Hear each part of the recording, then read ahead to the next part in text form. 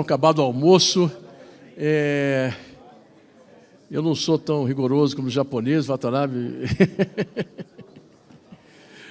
mas sou carioca, então tem um meio termo aí. Pessoal, eu vou começar a sessão, começar a chamar e apresentar o time que vai conduzir esse painel. E eu vou iniciar, primeiro, boa tarde a todos e todas, e eu vou iniciar apresentando, nós temos um relator extremamente ilustre, que é o professor Mário Neto Borges. Eu vou apresentar só sucintamente, porque cada um desses tem um currículo muito extenso, mas ele foi reitor da Universidade Federal de São João del Rei, foi diretor científico e presidente da FAPEMIG, desculpe, esse negócio de ser carioca é fogo, e foi presidente também do Conselho Nacional de Desenvolvimento Científico e Tecnológico, que é o CNPq. Ele terminou a gestão dele no final do ano passado. Então, ele deu a honra de ser o relator da nossa sessão. E pode contribuir bastante. Eu agora vou chamar aqui os palestrantes, os painelistas. Eu vou chamar o professor Álvaro Prata, que também foi reitor da Universidade Federal de Santa Catarina e ocupou várias secretarias do Ministério da Ciência, Tecnologia e Inovação e Comunicações, inclusive sendo secretário executivo no final da gestão da presidente Dilma Rousseff, eu entendo, a gestão do ministro Campolina aqui, né? Vou chamar o professor Alessandro Moreira, que ocupou diversos cargos na UFMG, formado na UFMG, doutorado em Wisconsin Madison, e hoje é o vice-reitor da UFMG, que nos recebe aqui. Vou chamar o próximo, vou usar as palhas aqui, para não me perder, ordem alfabética, mais ou menos. O próximo é o Dr. Maurício Guedes, que é atualmente diretor de tecnologia da FAPERJ, e ele foi responsável pela criação e a condução durante mais de uma década do polo tecnológico da UFRJ e também da incubadora de negócios da UFRJ. Ele esteve à frente por cerca de 20 anos. E o próximo é a Zil Miranda, uma adição que não está no programa, que tivemos sorte de conseguir pessoa da... E agora eu vou fazer algo que os americanos chamam de walk the talk, ou seja, a gente está falando em multidisciplinaridade.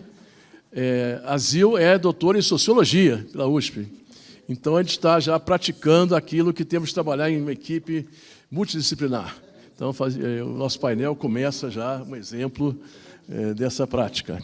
Então ela trabalhou no Observatório de Inovação da USP, no Centro de Gestão e Estudos Estratégicos, que é uma entidade do MCTIC, e na Agência Brasileira de Desenvolvimento Industrial, a BDI. E hoje faz parte da diretoria de inovação da CNI, Conselho Nacional de Indústrias. Isso.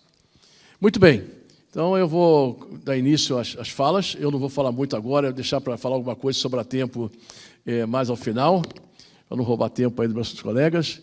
E eu vou dar a palavra primeiro ao Álvaro Prata, por favor. Muito obrigado. Boa tarde a todos.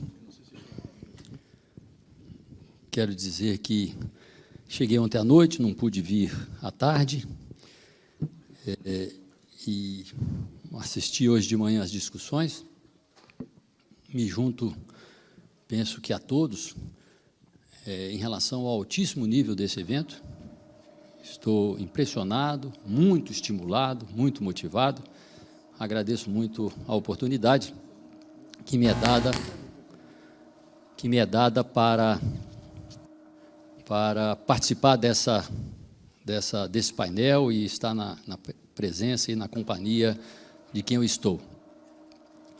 I would like to say some very few words to our foreigner colleagues that came to Brazil, to Belo Horizonte, to exchange and to share their experiences, and it has been very stimulating to hear you all. It's a very, very important discussion. I was told to speak in Portuguese, and I'm going to do so. I understand that is a simultaneous translation, and I hope that all the messages will be very, very... É uma reflexão muito breve, 15 minutos, e falo da perspectiva de um professor de engenharia mecânica da Universidade Federal de Santa Catarina, uma bela instituição, uma universidade acostumada a se relacionar com a sociedade, com o setor industrial, e estou no departamento de engenharia mecânica, e, diferente da maior parte das universidades, muito da Universidade Federal de Santa Catarina começou na engenharia mecânica. É um dos departamentos pioneiros da universidade. O primeiro mestrado foi em engenharia mecânica, primeiro doutorado em engenharia mecânica. A engenharia é muito forte, começou pela engenharia mecânica, nós temos 5.000 alunos de engenharia, somente no nosso centro politécnico, centro tecnológico. Se você quer estudar engenharia e se vai para a Universidade Federal de Santa Catarina, você pode escolher entre 23 opções. Uma universidade que tem bastante tradição em engenharia mecânica. Falo dessa perspectiva. Estou lá há 41 anos no departamento de engenharia mecânica. Atualmente dirijo o Polo. É um nome fantasia que faz alusão polo referência, é um polo, mas faz alusão também a Polo Norte, Polo Sul, porque o que o polo faz é produzir frio e calor. Então, é um conjunto de laboratórios que explora tecnologias emergentes em resfriamento e termofísica. Um belíssimo centro, e no finalzinho vou falar um pouquinho sobre o polo. Nessa breve reflexão, o nosso desafio é tratar de como é que nós podemos promover as competências associadas a esses grandes desafios, inclusive o empreendedorismo. Preparei essas breves reflexões, tenho acompanhado o que a Academia de Engenharia dos Estados Unidos tem feito ao longo dos anos, né? Tenho acompanhado isso. Gostei muito, lá atrás, de ter lido o relatório das 20 grandes realizações do século XX, e belíssimo. E agora, mais recentemente, olhando para o futuro, pensa nos 14 desafios da engenharia do século XXI, apresenta uma missão muito ampliada, e ao preparar sobre isso, é claro que fiz uma reflexão mais ampla, mas percebi que muito do que eu vou falar aqui já foi tratado pelos outros colegas. Então, o que eu vou tentar é, talvez ser um pouquinho repetitivo, mas trazendo a visão de alguém de Santa Catarina, alguém do Brasil, que reflete sobre esses mesmos temas, né? Então, o ponto de partida parece ser essa visão ampliada daquilo que os engenheiros precisam entregar no século XXI, e impressiona essa visão, a continuidade da vida no planeta, continuidade da vida, porque pode ser que na metade do século ela já não exista mais, né?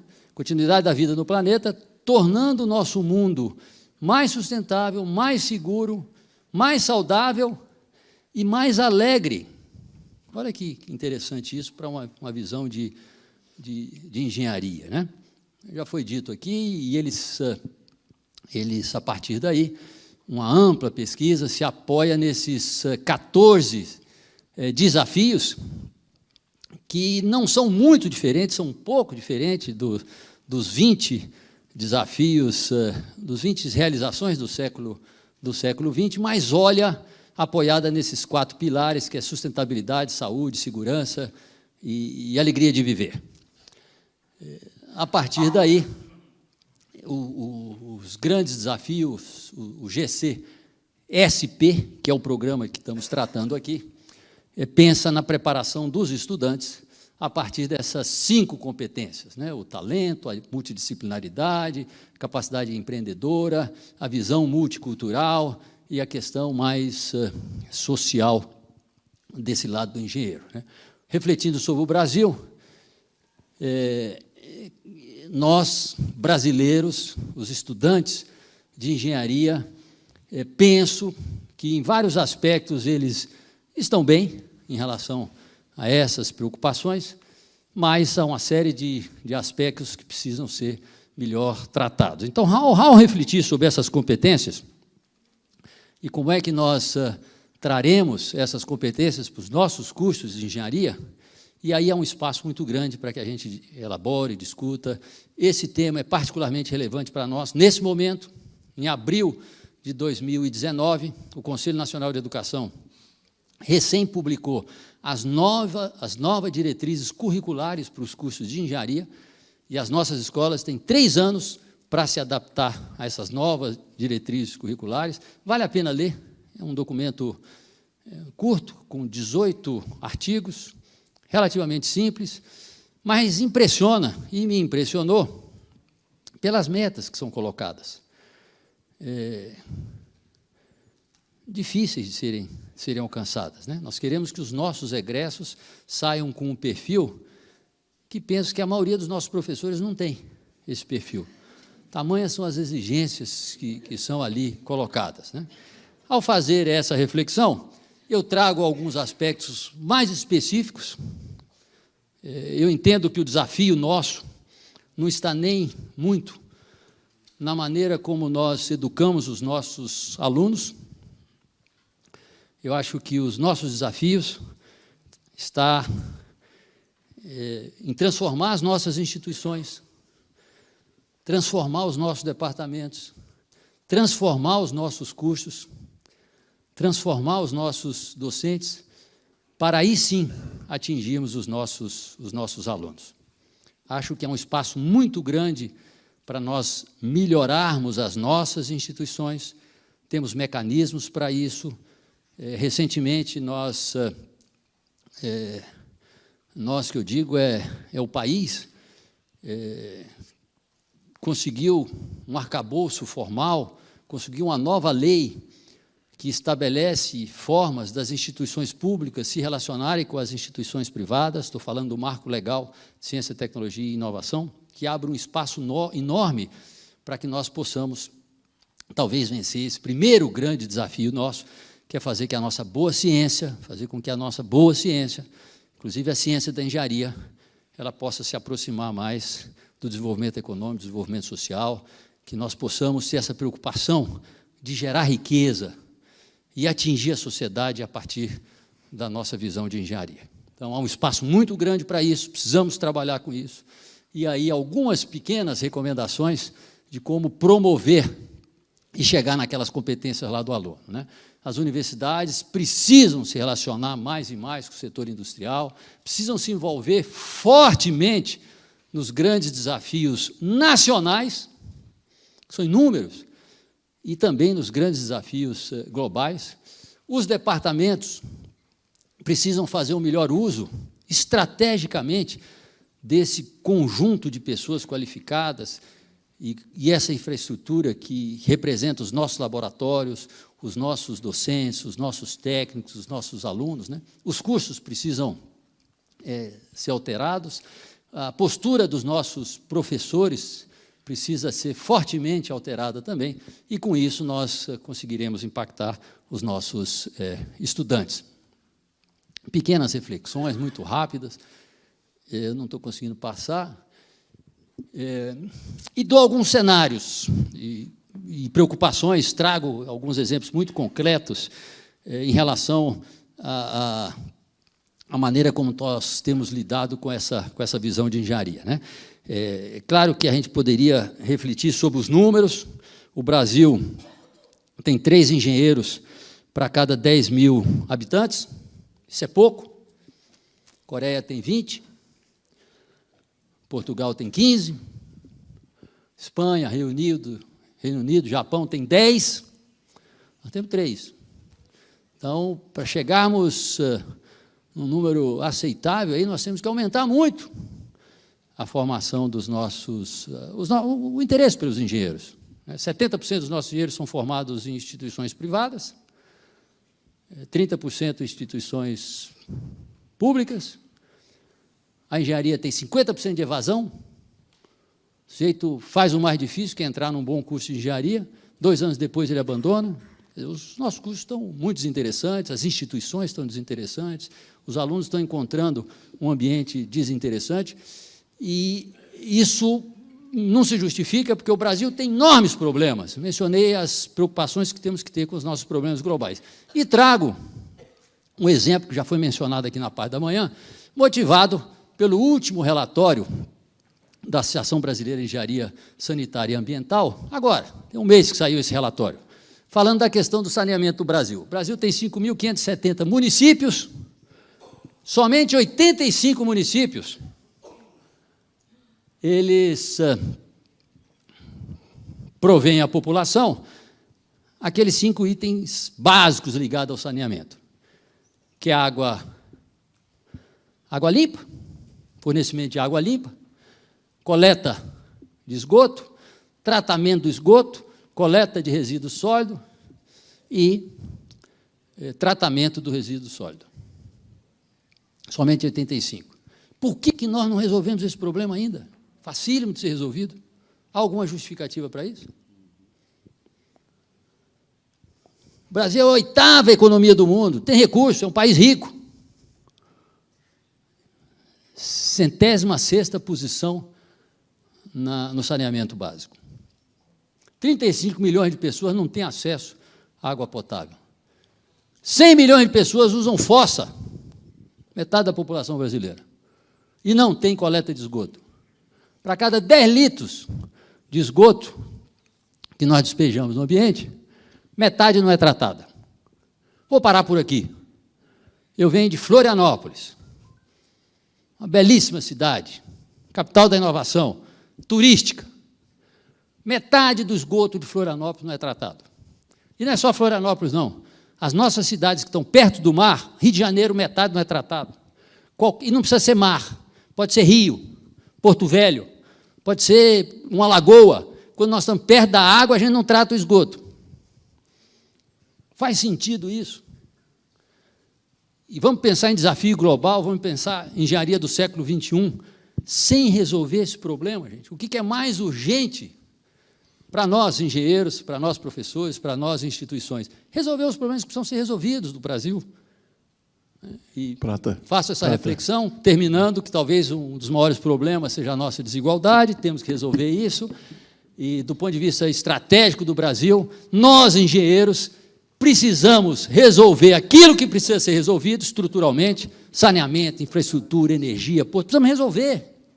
E precisamos pensar em projetos nacionais de grande prazo estratégico que gera riqueza. Termino voltando a falar do polo e dizendo que a gente faz isso lá e formamos estudantes da melhor forma possível. Se vocês forem no polo hoje, chegarem lá de surpresa, o polo, ele é um INCT, é uma unidade Embrapi, talvez a única unidade, talvez o único INCT que seja unidade Embrapi, e talvez a única unidade Embrapi que seja INCT.